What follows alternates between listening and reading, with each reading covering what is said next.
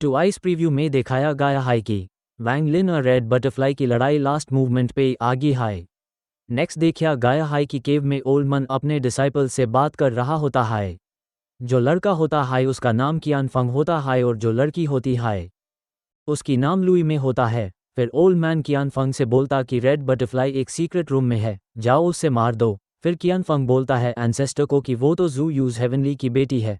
फिर एंसेस्टर बोलते हैं कि रेड बटरफ्लाई का रूथलेस डोमेन उसने चेंग नियू के साथ अपनी लड़ाई में एक बड़ी सफलता हासिल कर ली है, इसलिए यह अपने पहला पूर्णता तक पहुंचने वाला है, लेकिन उसे यह अभी तक एहसास नहीं हुआ है।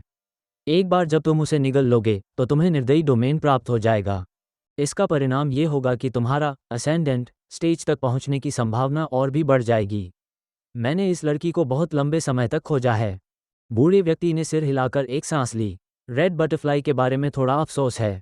ये लड़की, मैं बूढ़ा होता जा रहा हूं और कुछ चीजें करने का साहस नहीं जुटा पाता।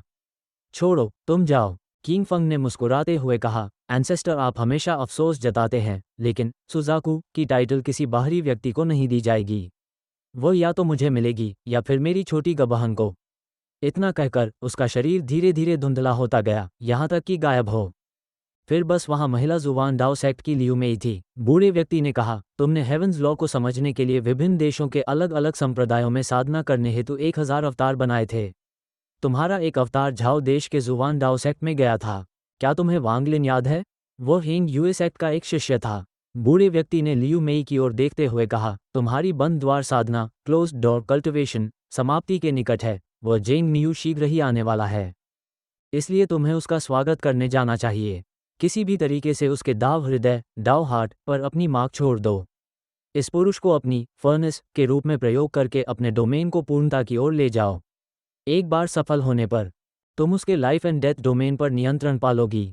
परिणामस्वरूप फैंगेर की तुलना में सुजाकू की टाइटल पाने की तुम्हारी संभावना अधिक हो जाएगी। तभी एक बूढ़ा व्यक्ति रैंक 1 कल्टिवेशन कंट्री में मुर्गे की टांग खा रहा था। यह वही था जिसने वांग लिन को वो स्ट्रॉ हेड दी थी।